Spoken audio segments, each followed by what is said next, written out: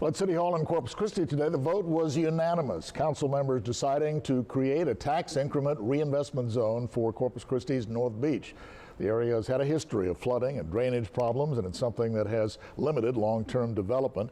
Today's vote came after a second and final reading of the Tiers Ordinance. The new tax reinvestment zone will allow for the creation of a canal-type development that will include hotels, restaurants, parking facilities, and even entertainment venues. The tiers will be in place for up to 20 years. It basically redirects a portion of property tax revenue from future growth and uses that to pay for improvements within that particular zone.